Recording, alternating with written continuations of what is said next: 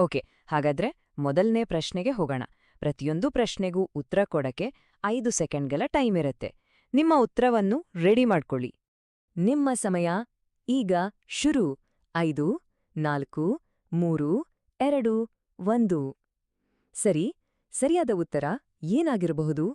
ನೋಡೋಣ ಬನ್ನಿ. Yes, correct answer Finland. ಯಾರೆಲ್ಲ ಸರಿಯಾದ ಉತ್ತರವನ್ನು ಗೆಸ್ ಮಾಡಿದ್ರು ಅವರೆಲ್ಲರಿಗೂ ಕಂಗ್ರ್ಯಾಚುಲೇಷನ್ಸ್. ಇಲ್ಲಿ ಒಂದು ಇಂಟ್ರೆಸ್ಟಿಂಗ್ ವಿಷಯ ಏನಂದ್ರೆ, ಫಿನ್ಲ್ಯಾಂಡ್ ಸತತವಾಗಿ 9ನೇ ಬಾರಿಗೆ ಮೊದಲನೇ ಸ್ಥಾನವನ್ನ ಪಡ್ಕೊಂಡಿದೆ. ಪ್ರತಿ ವರ್ಷ ಮಾರ್ಚ್ 20 ಅಂದ್ರೆ ವಿಶ್ವ ಸಂತೋಷ ದಿನದಂದು ಆಕ್ಸ್ಫರ್ಡ್, ಗ್ಯಾಲಪ್ ಮತ್ತು ವಿಶ್ವಸಂಸ್ಥೆ ಜೊತೆಗೂಡಿ ಈ ರಿಪೋರ್ಟ್ನ ಬಿಡುಗಡೆ ಮಾಡ್ತಾರೆ. ನಿಮ್ಗೊತ್ತಾ, ಇದರ ಮೂಲ ಐಡಿಯಾ ಬಂದಿರೋದು ಭೂತಾನ್ ದೇಶದ ಒಟ್ಟು ರಾಷ್ಟ್ರೀಯ ಸಂತೋಷ ಅನ್ನೋ ಕಾನ್ಸೆಪ್ಟ್ನಿಂದ. ಫಿನ್ಲ್ಯಾಂಡ್ ಟಾಪ್ನಲ್ಲಿದ್ರೆ ಅದರ ನಂತರದ ಸ್ಥಾನಗಳಲ್ಲಿ ಐಸ್ಲ್ಯಾಂಡ್ ಮತ್ತೆ ಡೆನ್ಮಾರ್ಕ್ ಇವೆ. ಈ 3 ದೇಶಗಳು ಸಂತೋಷದ ವಿಷಯದಲ್ಲಿ ಇಡೀ ಜಗತ್ತಲ್ಲೇ ಮುಂದಿವೆ. ಹಾಗಾದ್ರೆ ನಮ್ಮ ಭಾರತದ ಸ್ಥಾನ ಎಲ್ಲಿ? ನೋಡಿ, ಒಟ್ಟು 147 ದೇಶಗಳ ಲಿಸ್ಟ್ನಲ್ಲಿ ಭಾರತಕ್ಕೆ 116ನೇ ಸ್ಥಾನ ಸಿಕ್ಕಿದೆ. ನಮ್ಮ ಪಕ್ಕದ ದೇಶಗಳಾದ ಚೀನಾ 65, ನೇಪಾಳ 99 ಮತ್ತು ಪಾಕಿಸ್ತಾನ 104ನೇ ಸ್ಥಾನದಲ್ಲಿ ನಮಗಿಂತ ಮುಂದಿವೆ. ಇನ್ನೊಂದೆಡೆ ಬಾಂಗ್ಲಾದೇಶ 127 ಮತ್ತು ಶ್ರೀಲಂಕಾ 134ನೇ ಸ್ಥಾನದಲ್ಲಿವೆ. ಸರಿ, ಈಗ ಗ್ಲೋಬಲ್ ಟಾಪಿಕ್ನಿಂದ ನೇರವಾಗಿ ನಮ್ಮ ಕ್ರಿಕೆಟ್ ಲೋಕದ ಒಂದು ಬಿಗ್ ನ್ಯೂಸ್ ಕಡೆಗೆ ಬರೋಣ. ಎಲ್ಲ ಕ್ರಿಕೆಟ್ ಫ್ಯಾನ್ಸ್ಗೆ ಇಲ್ಲಿದೆ ಮುಂದಿನ ಪ್ರಶ್ನೆ.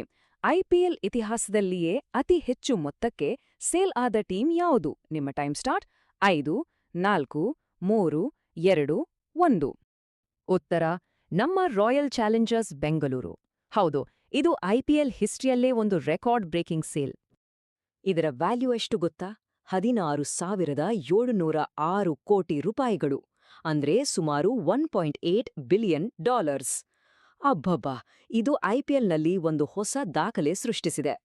ಈ ಐತಿಹಾಸಿಕ ಡೀಲನ್ನು ಆದಿತ್ಯ ಬಿರ್ಲಾ ಗ್ರೂಪ್ ಮತ್ತು ಟೈಮ್ಸ್ ಆಫ್ ಇಂಡಿಯಾ ಸೇರಿ ಮಾಡಿದೆ. ಇದನ್ನ ಸೇಲ್ ಮಾಡಿರೋದು ಡಿಯಾಜಿಯೋ ಕಂಪನಿ.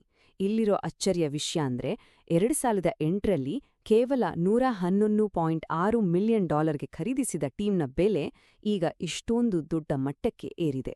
ಇನ್ನು ಮುಂದೆ ತಂಡದ ಹೊಸ ಅಧ್ಯಕ್ಷರಾಗಿ ಆರ್ಯಮನ್ ವಿಕ್ರಮ್ ಬಿರ್ಲಾ ಇರಲಿದ್ದಾರೆ.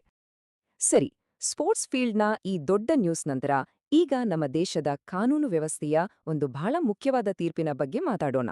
ಇದು ಸುಪ್ರೀಂ ಕೋರ್ಟ್ ಜಡ್ಜ್ಮೆಂಟ್ಗೆ ಸಂಬಂಧಿಸಿದ್ದು. ನಿಮ್ಮ ಟೈಮ್ ಸ್ಟಾರ್ಟ್. 5, 4, 3, 2, 1.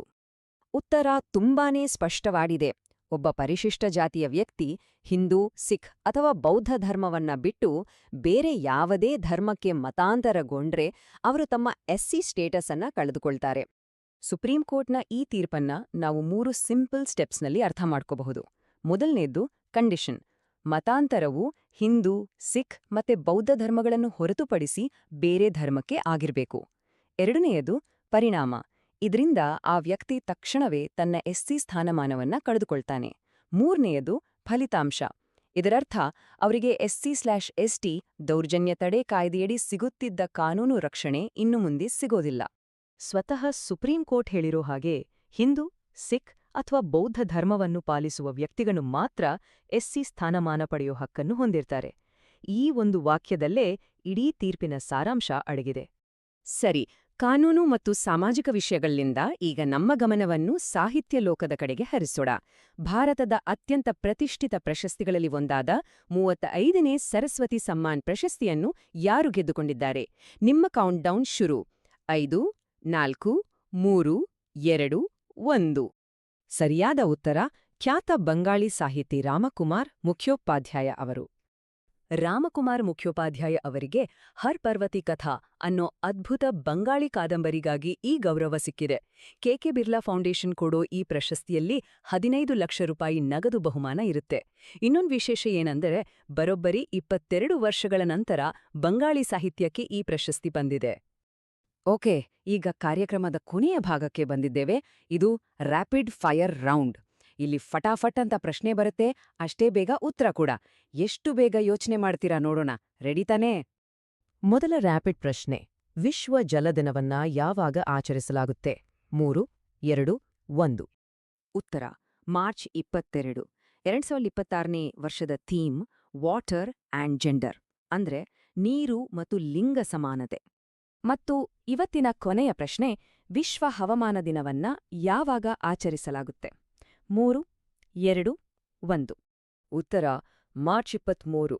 ಯಾಕಂದ್ರೆ ಇದೇ ದಿನ ವಿಶ್ವ ಹವಾಮಾನ ಸಂಸ್ಥೆ ಅಂದ್ರೆ WMO ಸ್ಥಾಪನೆಯಾಗಿತ್ತು. ಅದರ ನೆನ್ಪಿಗಾಗಿ ಈ ದಿನವನ್ನ ಆಚರಿಸಲಾಗುತ್ತೆ. ಇವತ್ತಿನ ಈ ರಸಪ್ರಶ್ನೆ ಆಧಾರಿತ ಮಾಹಿತಿ ಎಲ್ಲರಿಗೂ ಇಷ್ಟ ಆಯ್ತು ಅಂತ ಭಾವಿಸ್ತೇನೆ. ಇದರಿಂದ ಒಂದಷ್ಟು ಹೊಸ ವಿಷಯಗಳನ್ನ ತಿಳಿದುಕೊಂಡಿದ್ದೀರಾ ಅಂತ ನಂಬಿದ್ದೇನೆ. ಈ ತರಹದ ಡೈಲಿ ಜಿಕೆ ಅಪ್ಡೇಟ್ಸ್ಗಳಿಗಾಗಿ ತಪ್ಪದೇ ನಮ್ಮ ಚಾನೆಲ್ಗೆ ಸಬ್ಸ್ಕ್ರೈಬ್ ಮಾಡಿ. ಮುಂದಿನ ಜ್ಞಾನ ಸರಣಿಯಲ್ಲಿ ಮತ್ತೆ ಸಿಗೋಣ. ಎಲ್ಲರಿಗೂ ಧನ್ಯವಾದಗಳು.